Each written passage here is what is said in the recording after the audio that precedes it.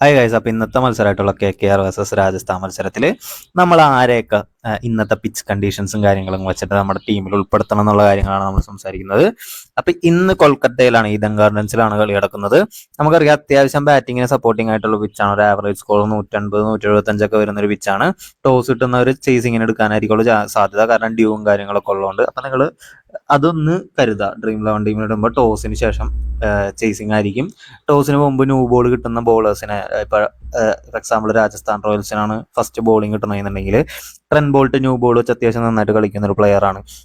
Trent ബോൾട്ടിനാണെന്നുണ്ടെങ്കിൽ ഇന്നത്തെ pitch conditions കുറച്ച് അഡാപ്റ്റീവ് ആയിട്ടുള്ള പിച്ച് കണ്ടീഷനാണ്. അപ്പോൾ അതൊക്കെ നോക്കാം. ഇനി ചേസിങ് ആണെന്നുണ്ടെങ്കിൽ ആൻഡ്രൂ റസലിനെ പോലുള്ള മീഡിയം ബേസേഴ്സിന് കുറച്ചുകൂടി വിക്കറ്റുകൾ കിട്ടാൻ ചാൻസസ് ഉണ്ട്, കാരണം ക്യാച്ച് ഔട്ടുകളൊക്കെ ആയിട്ട്. അപ്പോൾ അതൊക്കെ നിങ്ങളൊന്ന് കൺസിഡർ ചെയ്യുക.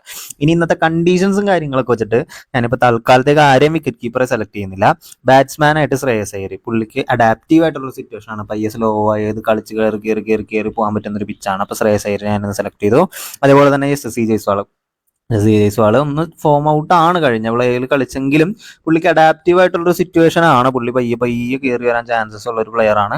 അപ്പോൾ അതുകൊണ്ട് ഞാൻ ഇന്ന് ബാറ്റ്സ്മാനായിട്ട് SSC ജയ്സ്വാളിനെ കൂടി സെലക്ട് ചെയ്തു. ഓൾറൗണ്ടേഴ്സ് ആയിട്ട് ഞാൻ ആൻഡ്രൂ റസലിനെ മാത്രം സെലക്ട് ചെയ്തുള്ളൂ. അപ്പോൾ ഞാൻ നരൈനെ എന്തുകൊണ്ട് സെലക്ട് ചെയ്തില്ല എന്ന് ചോദിക്കുകയാണെങ്കിൽ, നരൈൻ മികച്ച ഫോമിലാണ്.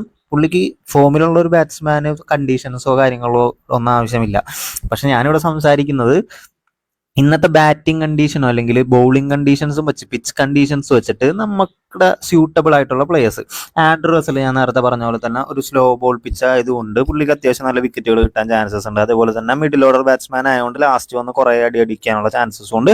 അതുകൊണ്ട് പുള്ളിക്ക് അഡാപ്റ്റീവ് ആയിട്ടുള്ളൊരു സിറ്റുവേഷൻ ആണ് ഇന്ന്. ഇനി ബോളിങ്ങിലേക്ക് വരുമ്പോൾ ട്രെന്റ് ബോൾട്ട് അത്യാവശ്യം നന്നായിട്ട് കളിക്കുന്ന ഒരു പ്ലെയർ ആണ്. പുള്ളിക്ക് അഡാപ്റ്റീവ് ആയിട്ടുള്ള ഒരു സിറ്റുവേഷൻ ആണ്. ഇനി സന്ദീപ് ശർമ്മയൊക്കെ പരിക്ക് കഴിഞ്ഞവരാണെങ്കിൽ സന്ദീപ് ശർമ്മ നല്ല ഓപ്ഷനാണ് കേട്ടോ. അതേപോലെ തന്നെ മിച്ചർ സ്റ്റാർക്ക് നല്ലൊരു ഓപ്ഷനാണ് ന്യൂ ബോളിലേക്ക് വരുമ്പോൾ. ഇനി ആവേശ് ഖാൻ മികച്ച ഫോമിൽ കൂടിയുള്ള പ്ലെയർ ആണ് ആവേശ് ഖാൻ. അപ്പോൾ ആവേശ് ഖാൻ ഇന്നത്തെ കണ്ടീഷൻസും അത്യാവശ്യം അഡാപ്റ്റീവ് ആയിട്ടുള്ള കണ്ടീഷൻസ് ആണ്. അപ്പോൾ ഇവരെയൊക്കെയാണ് ഇന്ന് കണ്ടീഷൻസ് വെച്ചിട്ട് നമ്മൾ ഉൾപ്പെടുത്തേണ്ടത്. ഇവരെ നമ്മൾക്ക് വൈസ് ക്യാപ്റ്റനോ ഒക്കെ ആക്കാൻ പറ്റുന്ന താരങ്ങൾ തന്നെയാണ്. ഇനി ഇവരെ കൂടാതെ നമുക്ക് ആരെ ആഡ് ചെയ്യാം? സഞ്ജു സാംസൺ നല്ല ഫോമിലുള്ള താരമാണ്. സഞ്ജു സാംസൺ നമുക്ക് ആഡ് ചെയ്യാം. അതേപോലെ തന്നെ ഫിലിപ്പ് സോൾട്ടിനെ നമുക്ക് ആഡ് ചെയ്യാം. റിങ്കു സിംഗ് ലാസ്റ്റ് വന്ന് അടിക്കാനുള്ള ചാൻസസ് ഉണ്ട്, അപ്പോൾ റിങ്കു സിംഗിനെ നമുക്ക് ആഡ് ചെയ്യാം. അതേപോലെ തന്നെ ഹെറ്റ്മയർ മികച്ച ഫോമിലൂടെ പൊയ്ക്കൊണ്ടിരിക്കുന്ന ഒരു താരമാണ്, അപ്പോൾ ഹെറ്റ്മയറിനെ നമുക്ക് വേണമെന്നുണ്ടെങ്കിൽ ആഡ് ചെയ്യാം. അതേപോലെ തന്നെ റോഹൻ പൗവൽ അത്യാവശ്യം നന്നായിട്ട് കളിക്കുന്ന ഒരു താരമാണ്. താരത്തിനാണെങ്കിൽ നമുക്ക് ഇദ്ദേഹത്തിന് ഇതുവരെ ഒരു നല്ല പ്ലേ കണ്ടുപിടിക്കാൻ സാധിച്ചിട്ടില്ല. അതേപോലെ തന്നെ ധ്രുവ് ജെറൽ കഴിഞ്ഞ മാച്ചിൽ കളിച്ചൊരു പ്ലെയറാണ്, ഓപ്പണിങ്ങിൽ ഇറങ്ങിയ പ്ലെയറാണ്. പുള്ളിനെ നമുക്ക് കൺസിഡർ ചെയ്യാം. അതേപോലെ തന്നെ സുനിൽ നരൈനും റിയാൻ പരംഗം അത്യാവശ്യം നമ്മൾ ഒഴിവാക്കാതിരിക്കാൻ നോക്കുന്നതായിരിക്കും വളരെ നല്ലത്. ഇനി ബോളിങ്ങിലേക്ക് വരുമ്പോൾ യുസ്വേന്ദ്ര ചഹൽ എല്ലാ ഡ്രീം ടീമിലും വരുന്ന താരമാണ് യുസ്വേന്ദ്ര ചഹൽ. അപ്പോൾ യുസ്വേന്ദ്ര ചഹലിനെ നമുക്ക് ആഡ് ചെയ്യുന്നത് വളരെ നല്ലതായിരിക്കും. പക്ഷേ ഞാൻ ഈ പറഞ്ഞ കണ്ടീഷൻസും കാര്യങ്ങളും അഡാപ്റ്റീവ് ആയിട്ടുള്ള പ്ലേയേഴ്സ് ഇവരാണ്. അപ്പോൾ ഇവരെ നമ്മൾ കുറച്ചും കൂടി അത്യാവശ്യം നന്നായിട്ട് ആഡ് ചെയ്യാൻ ശ്രദ്ധിക്കുക.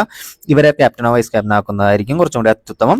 ഇനി നിങ്ങൾക്ക് നിങ്ങളുടെ ക്രിക്കറ്റിംഗ് നോളജും ടോസിന് ശേഷമുള്ള വെതർ കണ്ടീഷനും കാര്യങ്ങളൊക്കെ നോക്കിയിട്ട് അത്യാവശ്യം നന്നായിട്ട് കളിക്കുമെന്ന് തോന്നുന്നവരെ നിങ്ങൾക്ക് വേണമെന്നുണ്ടെങ്കിൽ ക്യാപ്റ്റനോ വൈസ് ക്യാപ്റ്റനോ ആക്കാം. ഇനി നമ്മുടെ ഡ്രീം 11 കൃത്യമായിട്ട് നമ്മുടെ സ്പോർട്സ് ഇൻഫ്ലക്സിന്റെ ഇൻസ്റ്റഗ്രാം ചാനലായിട്ടുള്ള സ്പോർട്സ് ഇൻഫ്ലക്സ് എന്നുള്ള ചാനലിൽ 7:15 7:20 ആകുമ്പോഴേക്കും നമ്മുടെ സ്റ്റോറി ആയിട്ട് ഇടുന്നതായിരിക്കും. അപ്പോൾ നമ്മുടെ ഇൻസ്റ്റഗ്രാം ഒന്ന് ചെക്ക് ചെയ്യാം കേട്ടോ.